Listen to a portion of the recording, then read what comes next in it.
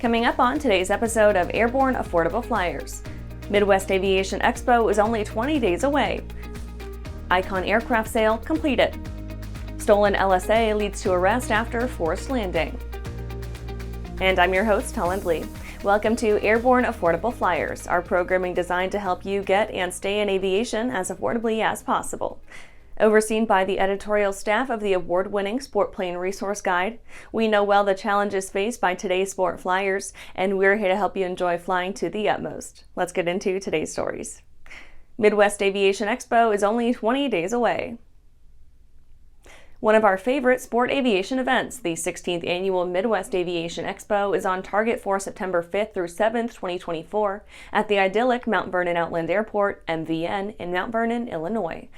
The expo is specifically organized to aid in educating and selling light sport aircraft and LSA-related services.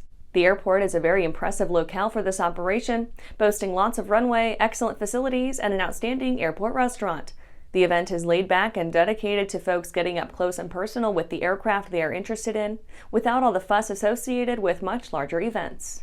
The event is under the expert guidance of airport boss Chris Collins, who has managed to keep the event a popular, if not powerful, sport aviation event. The ANN crew will be there to cover the people, products, and planes on site, and ANN's Jim Campbell is making an appearance so as to conduct interviews and test flights of some of the more promising aircraft.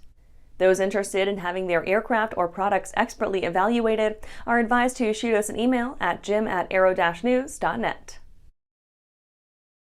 After the break, MW Fly Engine program now has U.S. distributor.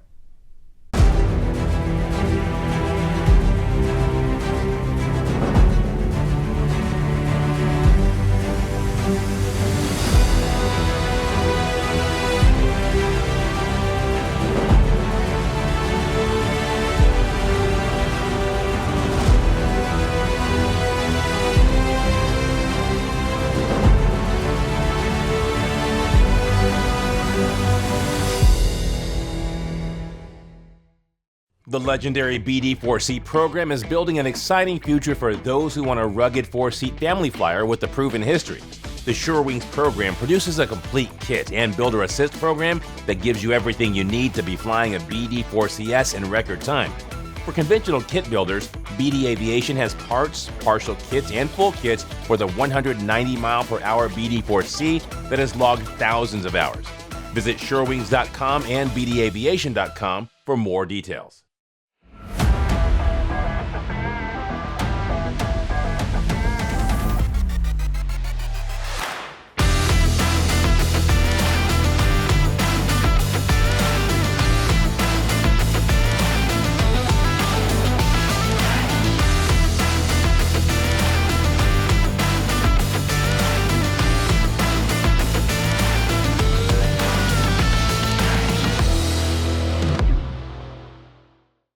Welcome back.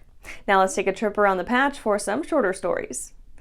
MW Fly Engine program now has U.S. distributor.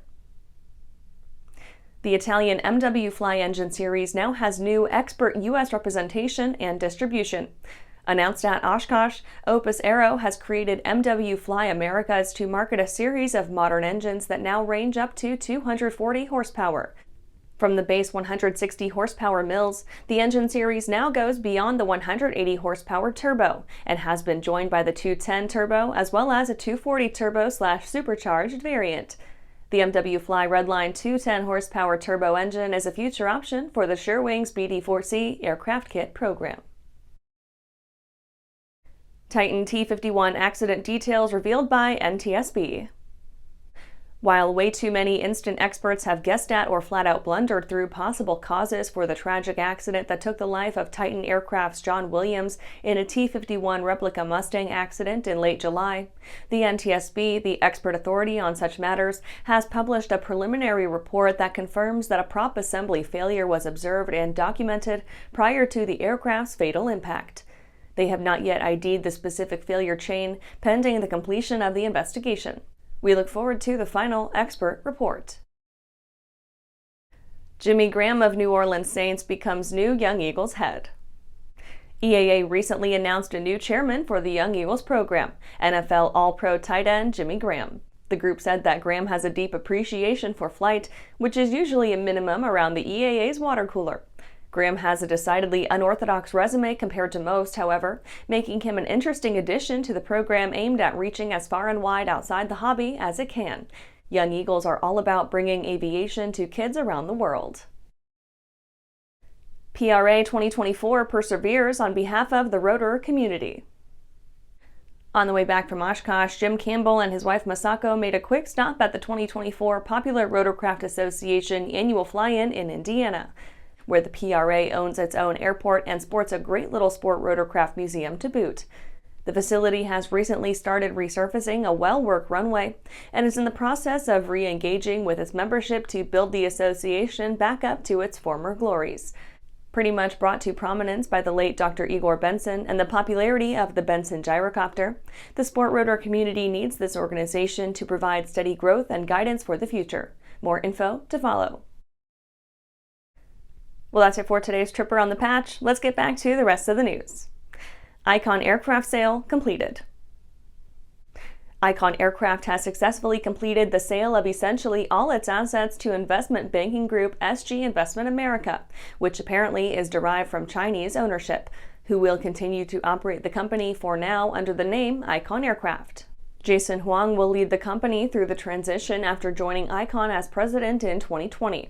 Huang expressed enthusiasm for the company's future, saying, quote, "I am thrilled to be guiding Icon Aircraft into its next phase of growth and development," end quote. Jerry Meyer, outgoing CEO, claimed to be grateful for his service at Icon and wished the company well as he handed over the reins, saying, quote, "It has been an incredible honor to lead Icon Aircraft and work with the brightest and most passionate group of people I've ever had the pleasure of knowing. I want to extend my deepest appreciation to every team member for their dedication and hard work. I wish them and the company nothing but success in this exciting new chapter," end quote.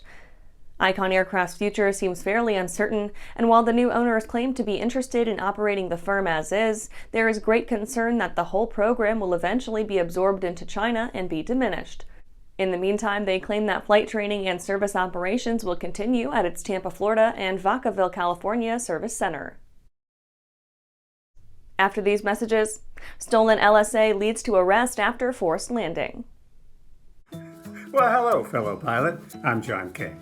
And I'm Martha King. You know, we've all had our flying lives disrupted lately. Well, King Schools is here to help you stay up to date with courses that you can access on your desktop, iPad, or iPhone. If you'd like a refresher or just want to expand your aviation horizons, we have a course for you. So head over to kingschools.com/Rusty today for details. There's a lot of places I get to at the end of the runway or in turnarounds that I need an engine running. So for me, it's very important to have a product that I'm absolutely confident with. I am very confident with the Trailblazer propeller. And when I'm flying air shows, I know that propeller's gonna be right for me.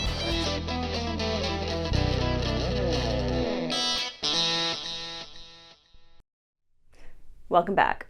Stolen LSA leads to arrest after forced landing. You don't see this kind of thing every day, thank goodness. An experimental Quad City Challenger 2, which apparently had recently been stolen, experienced a terminal case of fuel exhaustion and subsequently made a forced landing on a bit of farmland owned by Christopher Surin in Corbin City, New Jersey. New Jersey state troopers were called to Corbin City just before 0900 August 7th in regards to reports of a man who, quote, seemed suspicious, end quote, and was seen walking out of the woods. When confronted, the subject reported that he had crashed his aircraft but was otherwise unresponsive to questioning. Subsequently, he was arrested for obstruction and identified as 42-year-old Robert Wagner of Point Pleasant, New Jersey. The pilot/felon was not injured and the aircraft was not significantly damaged. Local Pemberton PD reported to NJSP that Wagner had stolen an aircraft the day before, and the N number matched that of the aircraft found nearby in a farmer's field. Further, Wagner was connected to 2 other robberies in the area. After continued questioning, Wagner did confess to the 2 burglaries and to stealing the plane. And that's our show for today. You can catch episodes of Airborne on YouTube, Roku, or Fire TV. Just search for Aero-News or Airborne, and don't forget to follow us on social media. Thanks for watching.